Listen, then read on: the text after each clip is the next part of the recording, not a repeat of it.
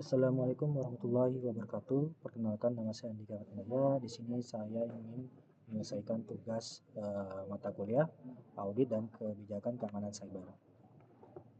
Oke, kita langsung saja mengenai perbedaan antara kontrol preventif dan kontrol detektif. Jadi di sini yang pertama itu kita lihat di tujuan utamanya. Di kontrol preventif, tujuan utamanya itu mencegah insiden sebelum terjadi, sedangkan di kontrol detektif itu menemukan anomali atau masalah yang berhasil menembus pertahanan.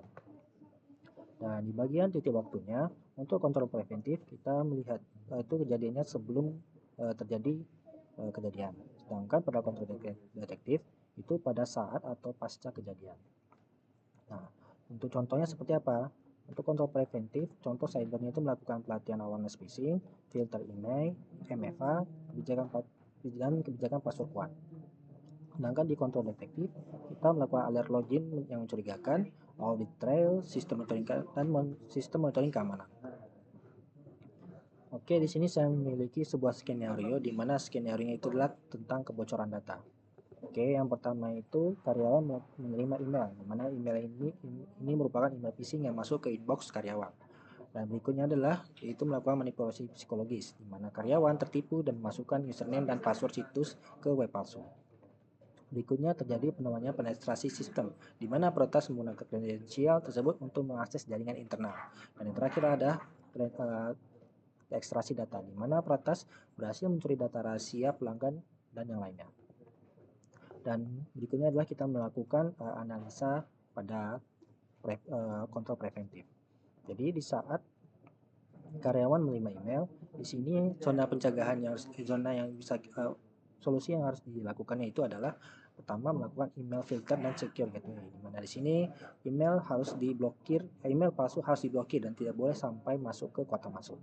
Dan berikutnya adalah melakukan pelatihan awareness. Jadi karyawan ini harus dibekali ilmu untuk hal-hal yang seperti ini. Dan yang berikutnya adalah penerapan MFA, multi-factor authentication, di mana password yang dicuri ini tetap tidak akan bisa digunakan karena pada akhirnya si peretas perlu adanya verifikasi oleh penggunanya, oleh yang memilikinya. Oke, identifikasi pada berikutnya itu identifikasi kontrol detektif. Di sini pada saat terjadinya prestasi sistem, hal yang menjadikan solusinya itu adalah melakukan monitoring login anomali, di mana di sini mendeteksi jika akun diakses dari lokasi asing atau IP yang tidak dikenal. Berikutnya adalah melakukan log aktivitas user, yaitu melakukan pencatatan setiap pergerakan data tidak wajar dalam sistem.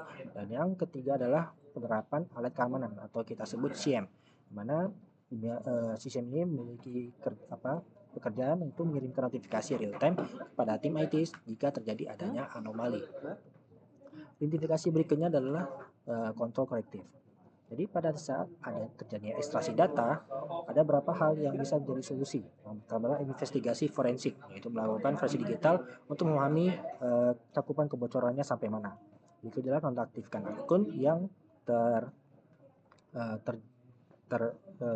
aktif akun yang menjadi korbannya, melakukan restore backup, dan yang terakhir melakukan update kebijakan supaya keamanan ini tidak bisa menjadi celah.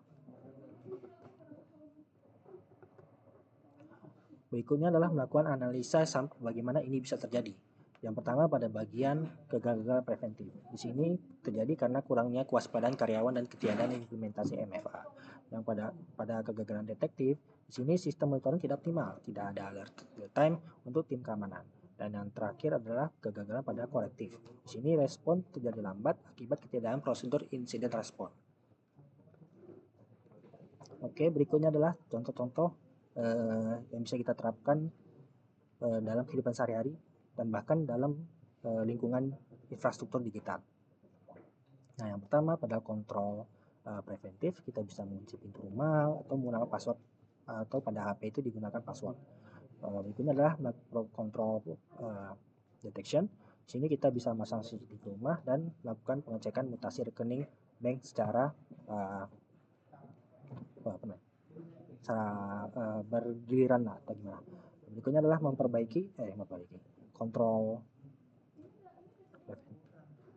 kontrol korektif, di mana kita di sini bisa mengganti kunci pintu jika terjadi insiden atau mereset HP ke factory resetting jika terjadi hack. Sedangkan dalam infrastruktur digital, di mana kontrol preventifnya itu ada preventifnya itu adalah seperti MFA, firewall dan lain-lain. Nah, di bagian detectionnya adalah ada sistem monitoring seperti CM atau melakukan log aktivitas user. Dan bagian korektif, di sini kita bisa melakukan patch keamanan, restore data dari backup. Oke, itu saja yang bisa saya sampaikan.